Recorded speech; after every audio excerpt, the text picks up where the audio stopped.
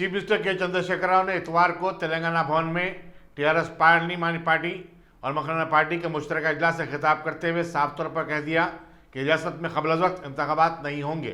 उन्होंने कहा कि उनकी हुकूमत को अपनी मियाद खत्म करने के लिए मजीद 2.5 साल बाकी हैं और आवाम से दोबारा वोट मांगने से कबल कई कामों को मुकम्मल करना है। चीफ मिनिस्टर ने पार्टी के अवामी मुंतखबा नुमाइंदों से कहा कि वो असम्बली और पार्लियामेंट की ज़ायद नशिस्तों के हुसूल के लिए दिल जमाई के साथ काम करें। पार्टी ज़राए के मुताबिक चीफ मिनिस्टर 25 अक्टूबर को होने वाले प्लेनरी सेशन के बाद हुजूराबाद में पार्टी के इंतखाबी मुहिम के तौर पर एक इंतखाबी जलसे से खिताब करेंगे। ज़राए ने मजीद बताया कि पार्टी के गद्दारों को एक सख्त पैगाम देने के मकसद से वरंगल में तेलंगाना गर्जना का एहतमाम किया जाएगा। पार्टी के कारजा सदर और रियासती वजीर के टी रामाराव को इस जलसे के इनेकाद की जिम्मेदारी सौंपी गई है। पार्टी ने तेलंगाना भवन में हर दिन 20 असम्बली हल्कों के सरकर्दा कायदीन का इजलास मुनक़िद करने का भी फैसला किया। चीफ मिनिस्टर ने पार्टी कायदीन को बताया कि टीआरएस को हुजूराबाद में शानदार कामयाबी मिलेगी।